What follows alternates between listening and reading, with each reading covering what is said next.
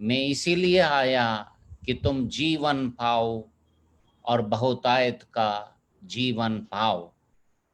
तो इफिसियों की पुस्तक में जब पौलुस प्रेरित ने इस कलीसिया को लिखा, उसने सबसे आखिर में इस बात को लिखना चालू किया, आखिरी अध्याय में, 6वां अध्याय 14वीं आयत में, सो सत्य से अपनी कमर कसकर। इसका मतलब सत्य हमारे चारों ओर होना चाहिए, आगे पीछे चारों तरफ बना रहना चाहिए, ताकि हम सत्यता में अपने जीवन के अंदर में कमर कसकर आगे बढ़ते चले जाएं। गलतियों की पुस्तक उसका 2रा अध्याय, जब पौलुस प्रेरित ने इस मंडली को लिखा, जो कि यहाँ ढेर सारी छोटी छोटी मंडलियां थीं, इसके अंदर में बहुत उतार चढ़ाव हो रहा था। और यहाँ पर पौलुस प्रेरित ने उनको पहली आयत से लेकर 5वीं आयत तक इस प्रकार से लिखा, 14 वर्ष के बाद मैं बरनबास के साथ यरूशलेम को गया और तीतुस को भी साथ ले गया, और मेरा जाना ईश्वरीय प्रकाश के अनुसार हुआ, और जो सुसमाचार मैं अन्य जातियों में प्रचार करता हूँ उसको मैंने उन्हें बता दिया, पर एकांत में उन्हें जो बड़े समझे जाते थे, ताकि ऐसा ना हो कि मेरी इस समय की या अगली दौड़ धूप व्यर्थ ठहरे। पौलुस प्रेरित यहाँ पर इस बात को समझा रहा है वो, कि जो बात का वो प्रचार करता है, जिस बात के बारे में वो बोलता है, जिस बात के बारे में वो अन्य जाति मंडलियों को समझाता है, वो मंडलियों के अंदर में इन प्रेरितों को जब वो यहाँ पर आया, तो उसने यरूशलेम के अंदर में प्रेरितों को एकांत में समझाया।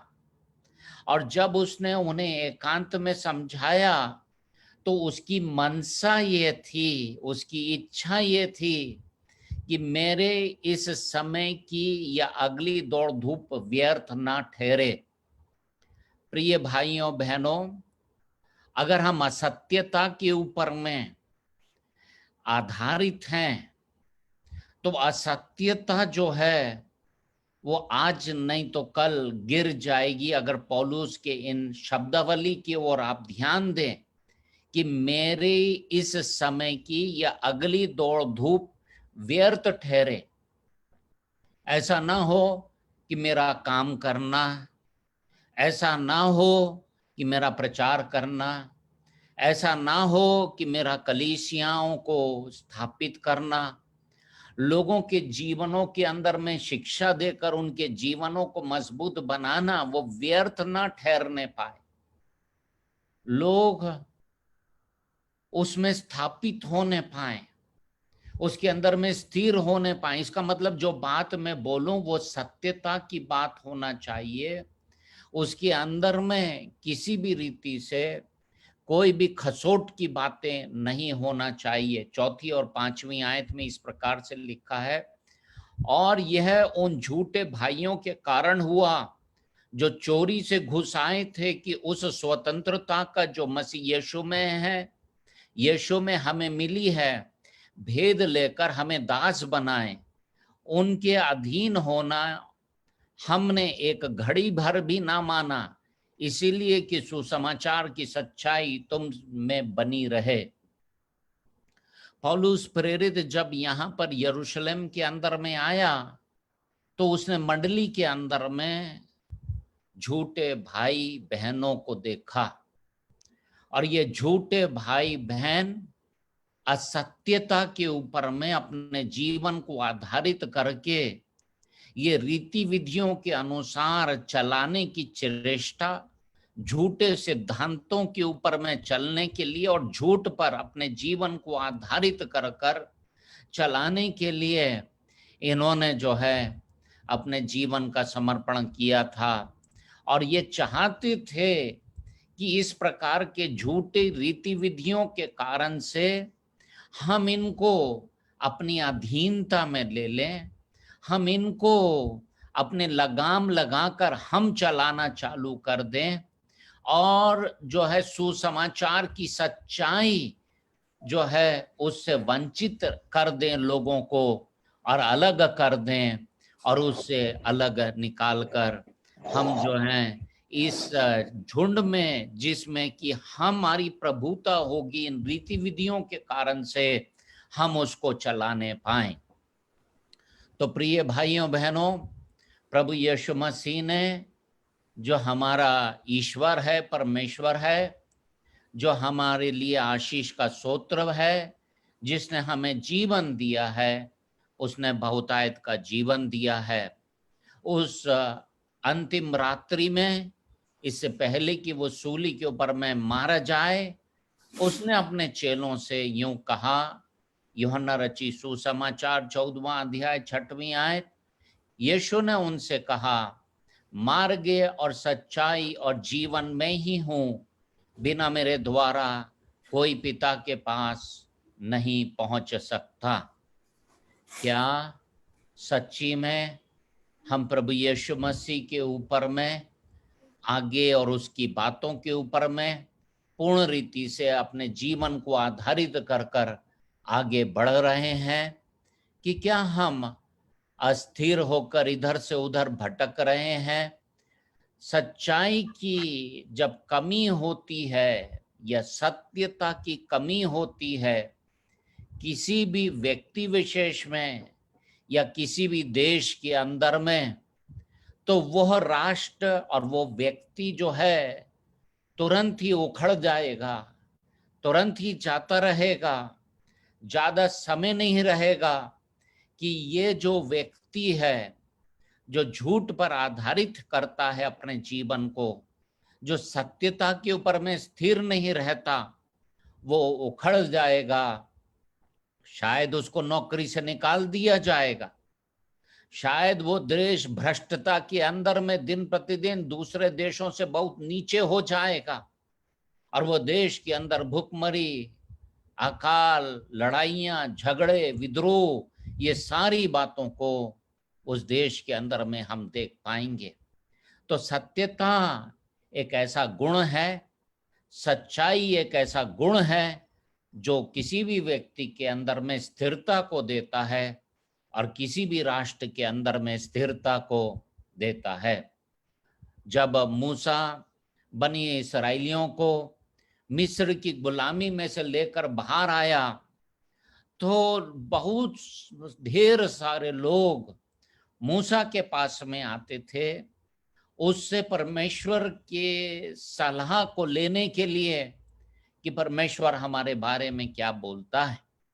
जब यत्रो ने, जो उसका ससुर था, जो मिद्यानी याजक था, उसकी इस प्रकार से ढेर बोझ को लेकर कार्य करने के संबंध में जब उसने देखा, तो उसने उसको एक सलाह दिया, एक सम्मति दिया, और सम्मति इस प्रकार की दिया, फिर तू इन सब लोगों में से ऐसे पुरुषों को छांट ले जो गुणी और परमेश्वर का भय मानने वाले, सच्चे और अन्याय के लाभ से घृणा करने वाले हों, और उनको 1000-1000, 100-100, 50-50 और 10-10 मनुष्य पर प्रधान नियुक्त कर दे। आज यत्रो मूसा को सलाह दे रहा है कि इन लोगों के अंदर में 3 गुण होना चाहिए। जो 3 गुण होना चाहिए वो है, वे गुणी हो, वो परमेश्वर का भय मानने वाले हो, वो सच्चे हो, मतलब ट्रूथफुलनेस हो, सच्चाई हो, और वह अन्याय के लाभ से घृणा करने वाले हो। आज कितने बार हम हर बार चाहते हैं मेरे को अन्याय से लाभ मिल जाए, मैं किसी का लूट लूं, मैं किसी की कमाई खुद कमा लूं, मैं विद्रोह करूं, मैं अन्याय करूं। लेकिन मूसा बोल रहा है, ऐसे लोगों को लीडर मत बनाना, ऐसे लोगों को अगवा नहीं बनाना।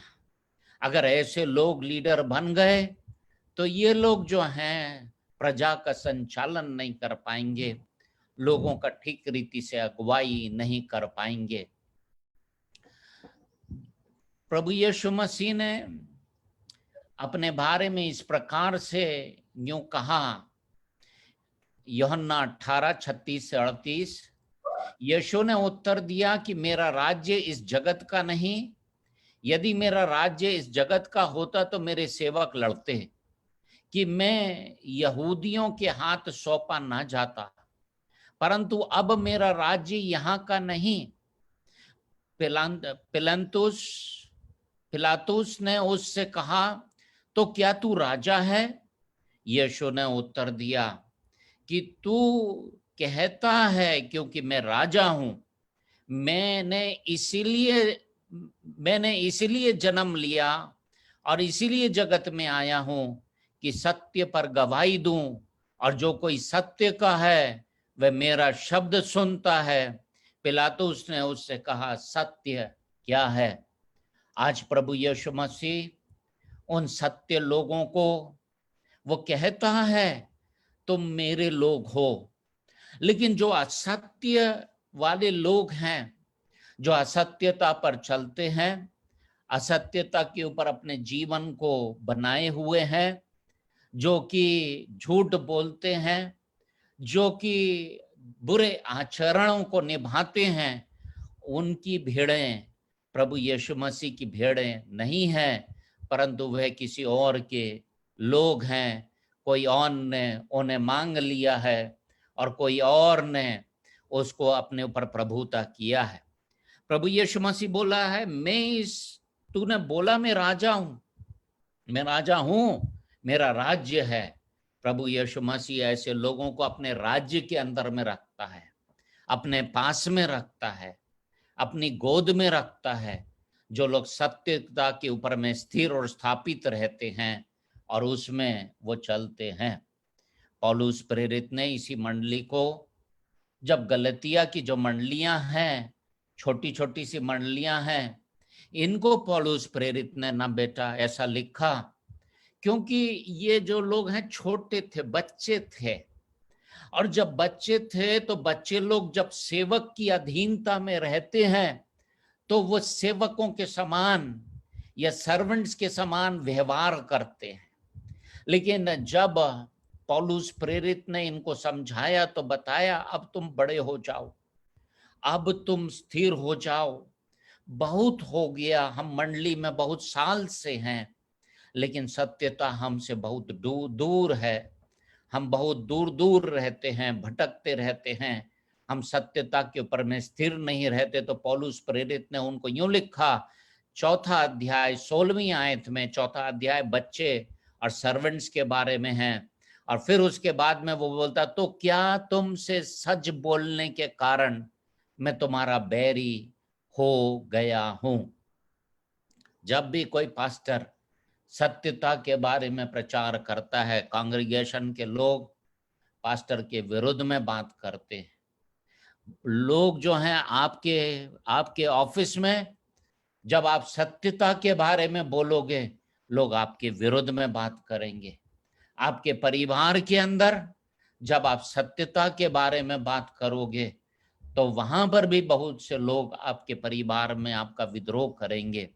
यूहन्ना 16:13 में अपन को इस प्रकार से कहा गया है, परंतु जब वह अर्थात सत्य का आत्मा आएगा तो तुम्हें सब सत्य का मार्ग बताएगा, क्योंकि वह अपनी ओर से ना कहेगा, परंतु जो कुछ सुनेगा वही कहेगा और आने वाली बातें तुम्हें बताएगा।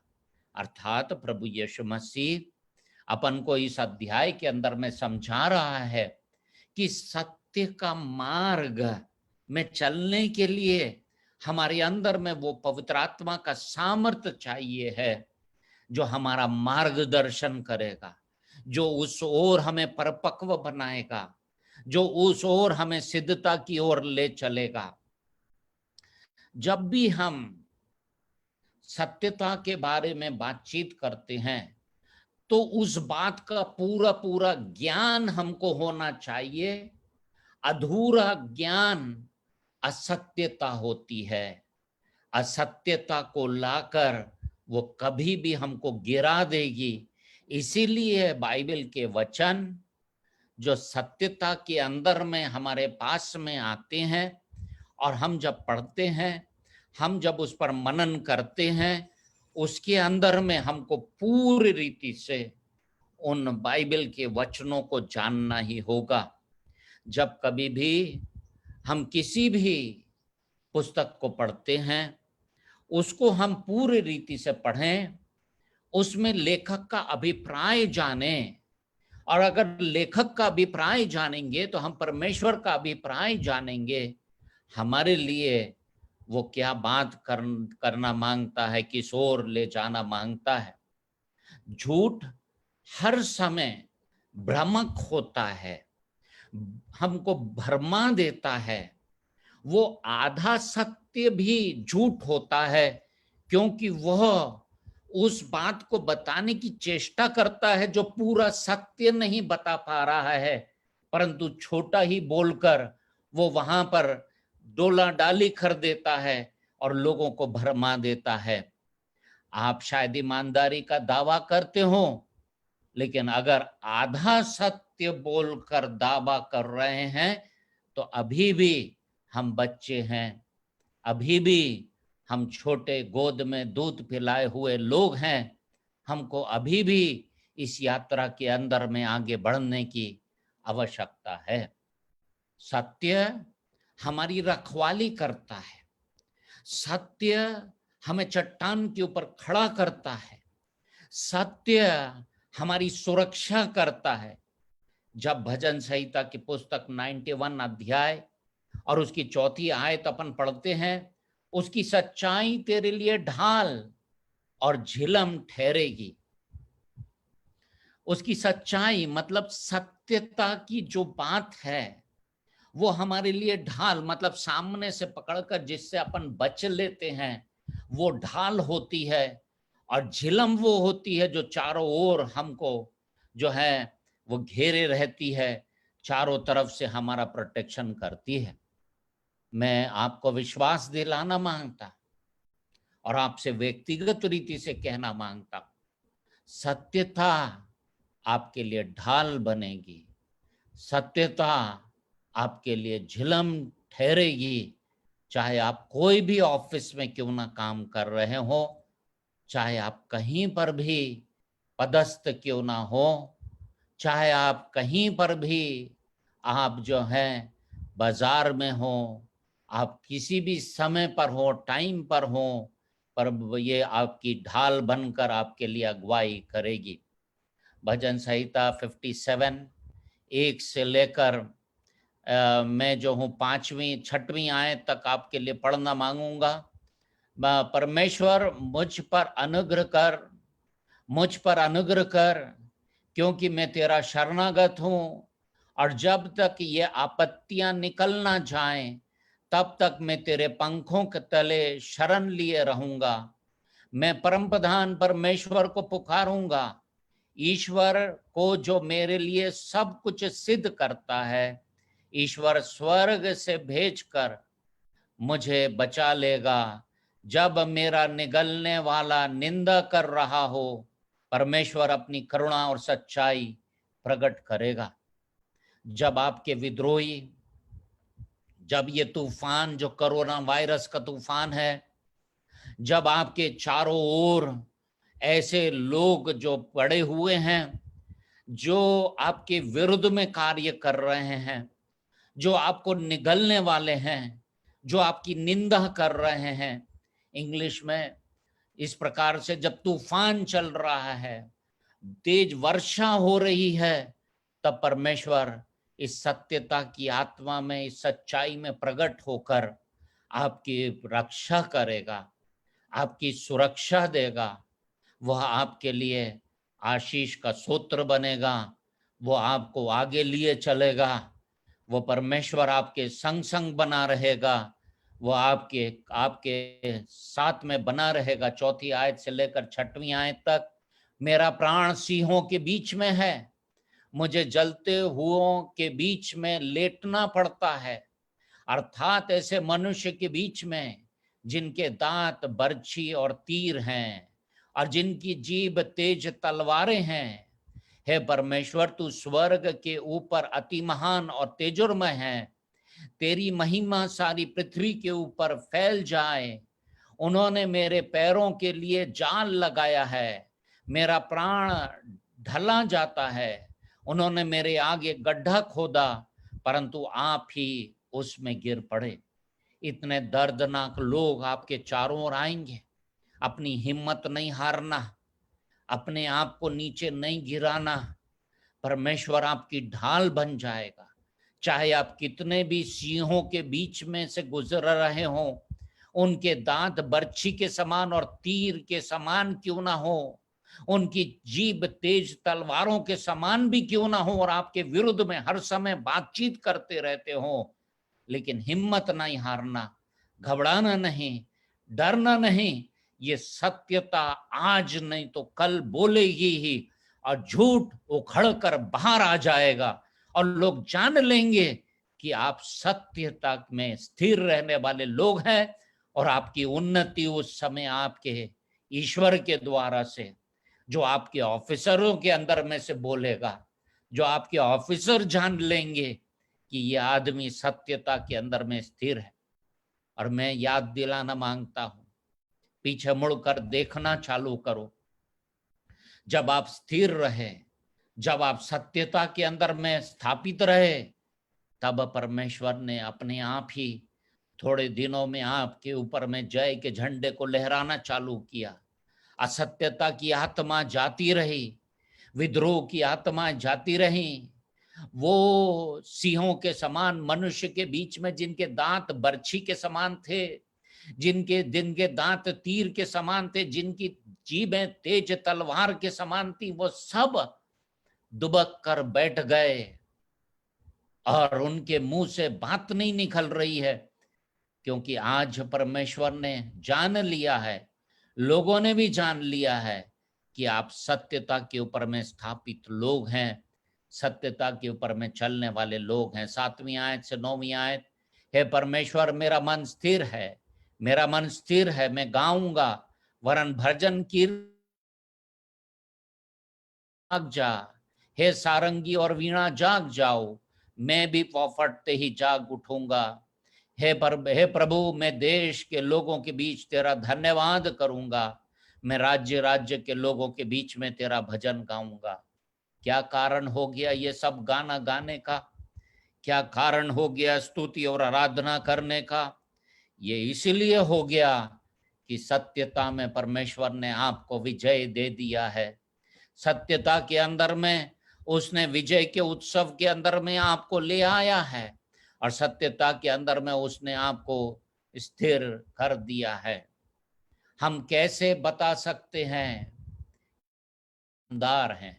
कुछ पॉइंट्स को मैं आपके सामने में लाना मांगता हूं। आप कैसे जानेंगे कि आप ईमानदार हैं? मैं कैसे जानूंगा कि मैं ईमानदार हूं? सबसे पहले स्वयं परीक्षण करें अपने आप के बारे में कि क्या मेरे अंदर में ईमानदारी से मैं पेश आता हूं कि नहीं आता हूं। अपन को अपने आप से पूछना ही होगा कि क्या मैं ईमानदार हूं कि नहीं हूं। क्या मैं खुद को एक सच्चा इंसान मानता हूं? क्या मैं सत्यता के ऊपर में चलता हूं? क्या हर समय मेरी बात हाँ की हाँ और नहीं की नहीं रहती है? क्या मेरे पास सच्चाई को थोड़ा सा बदलने की प्रवृत्तियां हैं? क्या मैं पूरी रीति से सत्यता को छुपा जाता हूं और थोड़ी सत्यता बोलने की आदत मेरे अंदर में है? क्या मैं कभी कभी सच्चाई से खतरा महसूस करता हूं? अगर मैं सच बोलूंगा तो ठीक नहीं होगा, ये बात मेरे लिए नुकसानदायक हो जाएगी, मेरी मेरी रुकावट का कारण बन जाएगी ये सत्यता। लेकिन मैं आपको बताना मांगता हूं, सत्यता में रिश्ते बहुत मजबूत होते हैं, झूठ में रिश्ते आज ठीक हो जाएंगे भाई, तुम झूठ बोल जाओ कोई बात नहीं, लेकिन तुम्हारा झूठ आज नहीं तो कल जब खुलेगा तो वो तुम्हारा साथी, वो तुम्हारी पत्नी, वो तुम्हारा पति, वो तुम्हारे बच्चे क्या सोचेंगे तुम्हारे बारे में। हमारे पापा झूठ बोल गए थे, हमारी मम्मी ने झूठ बोला था, हमारे बच्चों के बारे में हमारा माँ बेटे के अंदर में झूठ है, हमारी बिटिया के अंदर झूठ है। अपन को उसके जीवन के अंदर में कार्य करना होगा। क्या मुझे लगता है कि जब तक मैं किसी को चोट नहीं पहुंचाता तब तक झूठ बोलना स्वीकार्य है? सामने वाले को तो कोई चोट नहीं लग रही, इसीलिए झूठ बोलते चले जाओ और झूठ बोलते ही चले जाओ, कोई बात नहीं उससे। लेकिन बाइबल अपन को ऐसा नहीं बताती है। जब मैं सच नहीं बोलता तो मुझे कैसा लगता है? अच्छा लगता है कि क्या मेरे अंदर में ना बैठा गलानी की आत्मा कार्य करती, मैंने गलत कर दिया, मैंने ठीक नहीं किया। जब मुझे पता चलता है कि कोई मुझसे सच नहीं बोल रहा तो मुझे कैसा लगेगा? क्या मैं चाहता हूं कि लोग मेरे साथ ईमानदार रहें, कि क्या मैं झूठों की संगति सहभागिता के अंदर में भाग लेना मांगता हूं? बाइबल की सच्चाइयां जानने से हमारी आत्माएं कठिनाई के समय में लंगर प्राप्त करती है। जब भी आप सत्यता के अंदर में जीवन जियोगे, ये आपके लिए लंगर होगा। जब जहाज चलते हैं, तूफान आना चालू हो जाते हैं, तो जहाज के नाविक लंगर को डाल देते हैं कि जहाज उन बड़ी बड़ी तरंगों के ऊपर, इन बड़ी बड़ी लहरों के ऊपर इधर से उधर हिलखोरे खाकर बहक ना जाए, इधर उधर चला ना जाए। क्या हमारे पास में लंगर डालने के लिए, महत्वपूर्ण निर्णय लेने के समय पर, क्या हमारे पास में ठीक रीति से चलने के लिए, क्या वो सत्यता हमारे जीवन के अंदर में पाई जाती है जिसमें हम लंगर डाल सकते हैं उन बाइबल की सच्चाइयों के ऊपर जो हमारे अंदर में बनी हुई हैं? अनुपस्थिति होने से जीवन में सब कुछ विकृत हो जाएगा और इसके बिना हम भटक जाएंगे और परमेश्वर की आशीषों से हम वंचित हो जाएंगे। अरे ये गरीबी हमारे पर बन गई, अरे उसने हमको टेंडर नहीं दिया, अरे उसने हमको कार्य नहीं दिया, अरे हमारी नौकरी चली गई। क्या कारण है भाई?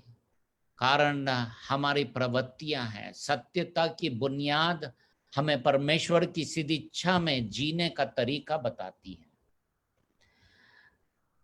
पहला, सत्यता में हमारा मार्गदर्शन होगा, वो मार्गदर्शन स्थिरता में होगा, स्थापित में होगा। इसके द्वारा से, जो सत्यता के द्वारा से ज्ञान हम प्राप्त करेंगे, उससे हम अच्छे और ठीक मार्गों के ऊपर में चलना चालू कर देंगे। यह हमें सक्षम बना देगा, यह हमें योग्य बना देगा। सत्यता यह हमें ताकत देगा, हमें करेज देगा कि हम ठीक रीति से आगे बढ़ सकें। परमेश्वर ने जो कहा है हमारे लिए, वो हमारे अंदर हियाव प्रदान करेगा। उस बात में स्थापित होने के लिए, उस बात में स्थिर होने के लिए वो हमारे अंदर बड़ा करेज पैदा करेगा, बहुत हियाव पैदा करेगा। हमें यह आश्वासन देता है कि परमेश्वर सभी परिणामों को संभालेगा। कई बार लोग विश्वास में निकल पड़ते हैं, वे उस नाव के अंदर में बैठ जाते हैं जो विश्वास की नाव है, लेकिन बाद में जब हवाएं चलने लगती हैं तो डर जाते हैं, इधर उधर ताकने लगते हैं, घबरा जाते हैं, विस्मित हो जाते हैं। लेकिन हमें उन परमेश्वर की जब सच्चाइयों के ऊपर में निकल पड़े हैं, हमें पूर्ण रीति से आश्वस्त हो जाना ही चाहिए। हमें मान लेना ही चाहिए कि अगर इवन हवाएं भी चल रही हैं, लहरें भी उठ रही हैं, तो परमेश्वर हर बातों में हमें संभालेगा, हमें आशीष देगा, हमें यात्रा को पूरा करेगा। सच्चाई पर काम करने में हमारी मदद करने का एक विश्वास उत्पन्न हो जाएगा। जब भी हम सच्चाई से काम करते रहेंगे, करते रहेंगे, करते रहेंगे, अपने आप ही वो हमारे अंदर पनप जाएगा और वो विश्वास हमारे अंदर में उत्पन्न हो जाएगा। जब हम सत्य का निर्माण करने में असफल होते हैं, तो हमारे जीवन में क्या होता है, कुछ बातों को मैं आपके सामने में रखना मांगता हूं। ये विश्वास की त्रुटि हो जाती है। जो लोग ये नहीं मानते कि परमेश्वर का वचन सत्य है, परमेश्वर का वचन पढ़ते नहीं, मनन नहीं करते, और वो ये नहीं जानते कि यही एकमात्र स्तोत्र है जो हमें गलत शिक्षाओं से जो है बचाएगा। हम भ्रमित नहीं होंगे, हम इधर उधर जाएंगे नहीं। कई बार फॉल्स टीचर्स, गलत शिक्षक हमें आकर शिक्षा देने लगते हैं और अपन उनकी शिक्षाओं को सुनने लगते हैं, और अपने अंदर में जब परमेश्वर का सिद्ध वचन नहीं रहता, तो वो जो छोटी छोटी बातों को इधर उधर से समझाते हैं, वो छोटी बातों को अपन मानने लगते हैं और वो हमें गुमराह कर देते हैं। ये जो परमेश्वर का सत्य का निर्माण करने में जब अपन असफल होते हैं, तब बुरी आदतों का विकास हमारे अंदर में होने लगता है। हम जो हैं दूसरी बातों में जाने लगते हैं। हम ऐसी संगति ढूंढते हैं जो सत्य वचन को ना सुनाए, आधा वचन सुनाए। वहां पर लोग पाप के अंदर में बने रहें, झूठ बोलते रहें, वो गंदी आदतों के अंदर में कार्यशील करते रहें। लेकिन ये बुरी आदतें हमें विकसित करने लगती हैं, क्योंकि हम उस पर अपना जीवन का निर्माण नहीं करना मांगते। हम जो है असत्यता के ऊपर में चलना मांगते हैं। हम भावनाओं के बंधन में रहने लगते हैं। जो भावनात्मक रीति से हम चलते हैं, हम बुरा मानते हैं, हम मुंह फुला लेते हैं, हम गुस्सा हो जाते हैं, हम ये सारी बातें करने लगते हैं, ये पाप हमारी जिंदगी के अंदर में आने लगता है। भावनाएं हमको चलाने लगती हैं, और भावनाएं जो हैं ये झूठ के ऊपर में आधारित होने लगती हैं, क्योंकि सामने वाले ने अगर मेरे से ठीक बात नहीं किया, अरे उसको शायद मेरे ख्याल से टाइम नहीं मिला होगा, इसलिए उसने ठीक रीति से तुझसे बातचीत नहीं किया बेटा। लेकिन ऐसा हमको नहीं, परंतु परमेश्वर के सत्य वचन को अपनी जिंदगी के अंदर में लेकर चलना है। आध्यात्मिक विकास में कमी हो जाती है अगर हम परमेश्वर को निर्माण सत्यता के अंदर में करने अपने जीवन को नहीं देते। तो ये विकास जो है, हम परमेश्वर की संतान के रूप में पनपने नहीं पाते, बढ़ने नहीं पाते। हम सच्चाइयों का अनदेखा करने लगते हैं और परिपक्वता से हम दूर और वंचित रह जाते हैं। हम सत्यता का जब निर्माण अपने अंदर में नहीं करते और उससे दूर रहना मांगते हैं, तो भावनात्मक रीति से असंतुलित होकर हम फेंक दिए जाते हैं। लोग हमारी कदर नहीं करते, क्योंकि वो इस बात को जानते हैं ये आदमी झूठा है और ये झूठ बोलता है। और झूठ बोलने के कारण से हम इसके ऊपर में चाहे ये कुछ भी कर ले, हम अपने जीवन को आधारित नहीं कर सकते, हम इसके अनुसार चल नहीं सकते। हमारी गवाही समाप्त हो जाती है। आप ऐसे जन को, जो आपको जानता है कि आप झूठे हैं, आप उसको यीशु मसीह के बारे में बताएंगे, वो आपकी नहीं सुनेगा। वो बोलेगा नहीं, मैं जानता हूं आपका जीवन कैसा है, मैं जानता हूं आप किस रीति से अपने जीवन का संचालन कर रहे हैं। मैं आपकी नहीं सुनना मांगता हूं, मैं आपके अनुसार नहीं चलना मांगता हूं। जब हम असत्यता के ऊपर में अपने जीवन का निर्माण करते हैं, तब हम परमेश्वर के दिल को दुखा देते हैं, तब हम परमेश्वर की आत्मा को शोकित करते हैं।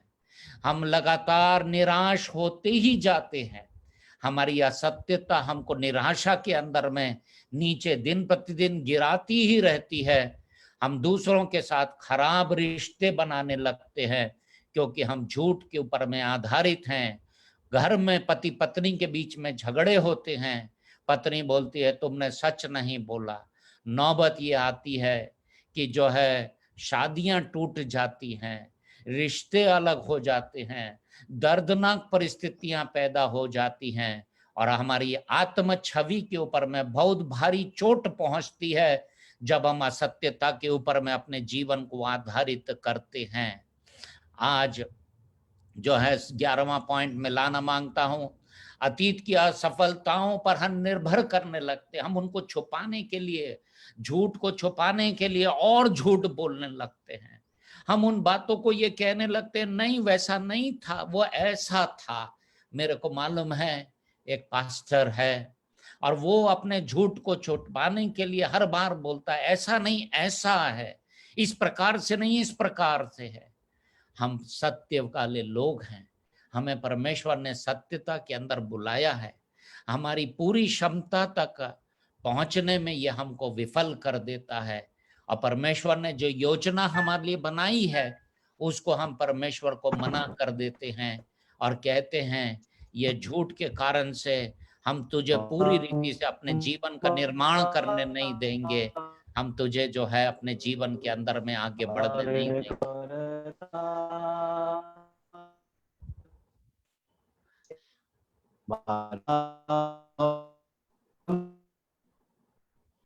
हम अपने जीवन में सच्चाई का निर्माण कैसे कर सकते हैं? मेहरबानी से अपने माइक्स को म्यूट कर लीजिए।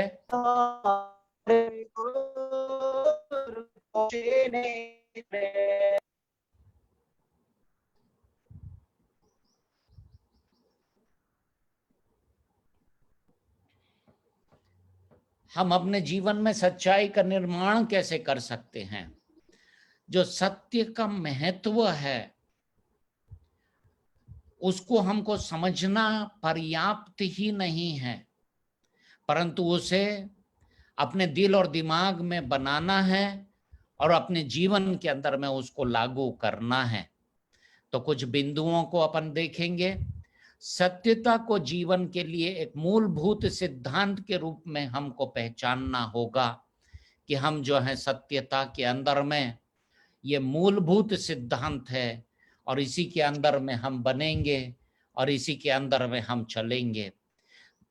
पिछली विफलताओं की जांच करना अपने जीवन के अंदर में, जो विफलताएं मेरे जीवन के अंदर में आई उनको मेरे को चेक करना है, उनको जांचना है और समझना है कि मेरी जो बेईमानी थी या झूठ का जो परिणाम निकला है वो जो है वो दर्दनाक था। इसीलिए अब मुझको इसको छोड़ना होगा और सत्यता के ऊपर जीवन को बनाना होगा। बाइबल को ही पूरी रीति से मान लेना कि वह मेरे जीवन को सत्य मार्गों में ले चलेगी, कि मैं उसमें बना रहूंगा, मैं उसके अंदर में स्थिर रहूंगा, स्थापित रहूंगा। सच बोलने का चयन करना है। जब भी कोई परिस्थिति हमारे सामने में आती है तब दो विचार अपनी जिंदगी के अंदर में आते हैं, एक झूठ, एक सत्य।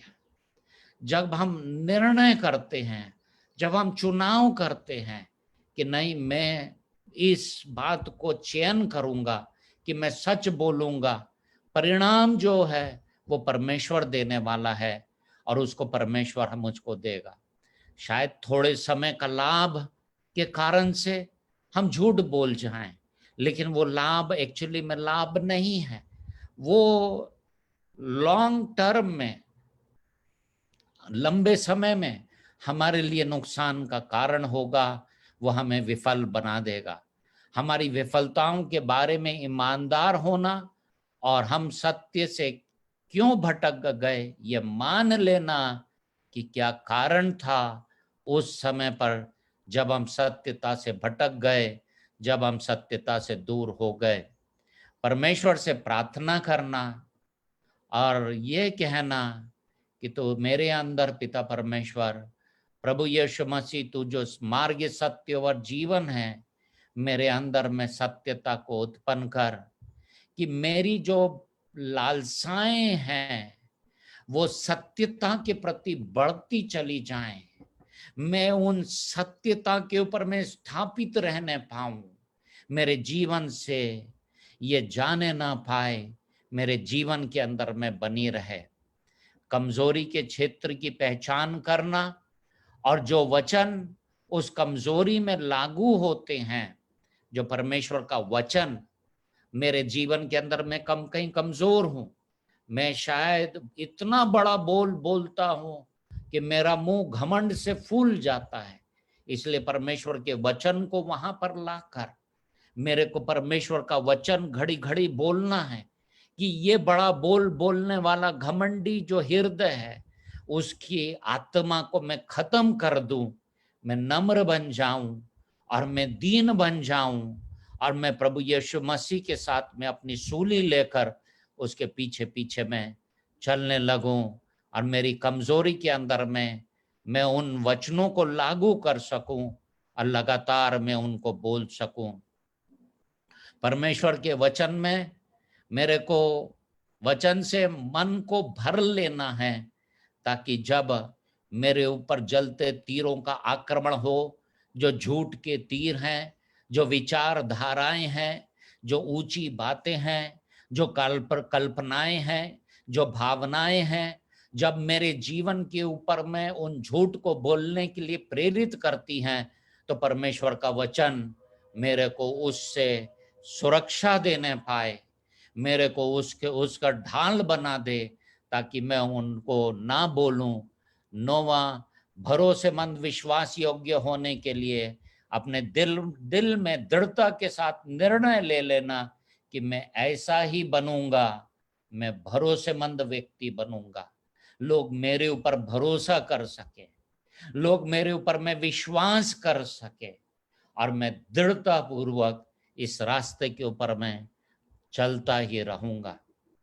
कहते हैं संगति जो है लोगों को बना देती है। बोलते हैं लोहा लोहे को चमका देता है, पैना कर देता है। आज हमारे चारों ओर ढूंढना चालू करें, मेरा मित्र कौन हो सकता है, और मैं आपकी भेंट एक परम मित्र से कराना मांगता, एक अच्छे मित्र से कराना मांगता हूं।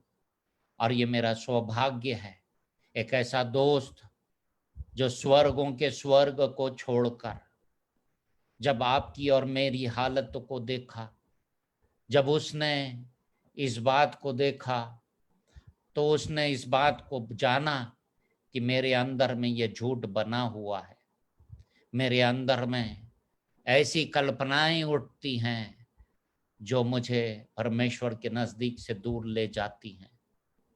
उसने प्रेम से भरकर आपको देखा, मेरे को देखा, नम्रता में, दीनता में कुमारी मरियम के द्वारा से निष्कलंक अवतारित हो गया। जब मैं अपने गुनाह को जान लेता, मान लेता, वो फंसे का मेमना बना। कहा बेटा चिंता नहीं कर, मैं तेरे ऊपर दोष लगाने के लिए नहीं, लेकिन तेरे गुनाह को अपने ऊपर में लेकर मैं खुद सूली के ऊपर में मर जाने के लिए आया, कि मैं तेरे इस झूठ को, तेरी इस असत्यता को मैं बदल कर अपनी देह के ऊपर में लेकर उसको सूली पर मार डालूं और तेरे अंदर में मैं सत्यता को डाल दूं। क्या आज हम तैयार हैं कि अपने जीवनों को उसके हाथों में देने के लिए, समर्पित करने के लिए? एक व्यक्ति का जीवन सत्यता में बनता है और अनंतकालिक जीवन प्रभु यीशु मसीह के हाथ में है, जिसने अपन से कहा मार्ग, सत्य व जीवन मैं ही हूं, बिना मेरे द्वारा कोई पिता के पास में नहीं पहुंच सकता। यदि तुमने मुझे जाना होता तो मेरे पिता को भी जानते, और अब उसे जानते हो और उसे देखा भी है। प्रभु यीशु मसीह हमें पिता के पास में मिलाने के लिए आया है। आइए अपन प्रार्थना करें, अपन दुआ करें। यदि हमारे जीवन के अंदर में सत्यता की आत्मा को बसाना है, तो केवल प्रभु यीशु मसीह हमको बदल देगा। पुरानी बातों की ओर ध्यान न करें। पुरानी बातें हो गई, लेकिन आज से हम इस नए मनुष्यत्व के अंदर में अपने जीवन को बढ़ाते चले जाएं। प्रभु का अनुग्रह और दया आप सभी के ऊपर बहुतायत से होने पाए। हमारे प्रेमिया जीवित अनुग्रहकारी प्रभु, हम धन्यवाद देते हैं, महिमा और आदर देते हैं। प्रभु खुदाबंदा, हम तुझे सराहते हैं कि तू महाप्रतापी परमेश्वर है, तू दयालु परमेश्वर है, तू जो था, जो है, जो आने वाला है। तू हमारे लिए नम्र बन गया, दीन बन गया। कुमारी मरियम के द्वारा से निष्कलंक पवित्रता में अवतारित होकर तूने हमारे गुनाह, बीमारी, अशुद्धता, पवित्रता, हमारी असत्यता, हमारा झूठ, हमारी बेईमानी को प्रभु अपनी देह के ऊपर में लेकर तूने सूली के ऊपर में मार डाला प्रभु, ताकि जब हम अपने आपे में आए, हम उसको जड़ते उखाड़े और तेरे ऊपर में पूर्ण रीति से देकर हम शिफा और नजात को प्राप्त करें, ताकि हमारा जीवन प्रभु राजा सत्यता के अंदर में स्थिर और स्थापित होने पाए, हमारा राष्ट्र सत्यता के अंदर में स्थापित होने पाए। हम अपने देश के ऊपर में तेरी आशीषों को स्वतंत्र कर देते हैं। हम अपने लीडर्स को तेरे हाथ में लाकर समर्पित कर देते हैं। हम अपने प्रभु हर स्टेट के लीडर्स को तेरे हाथ में लाकर समर्पित कर देते हैं। प्रत्येक की अगुवाई करना, मदद और सहायता करना, कि सत्यता से अपनी कमर बांध कर प्रभु हम सब मिलकर एक साथ आगे बढ़ने पाए, ताकि हमारा देश उन्नति के शिखर के ऊपर में आगे बढ़ सके प्रभु। हर परिवार के अंदर पति पत्नी के बीच में सत्यता देना, बच्चों के बीच में सत्यता देना, कि हर परिवार के अंदर में स्वर्ग बन जाए और तेरी आशीषें हर परिवार के अंदर में उतर आए। सारी बातों में हम तुझे सराहते इस प्रार्थना को प्रभु यीशु मसीह के नाम से मांगते हैं। आमेन, फिर आमेन। प्रभु आप सबको बहुतायत से आशीष दे। आइए अपन लोग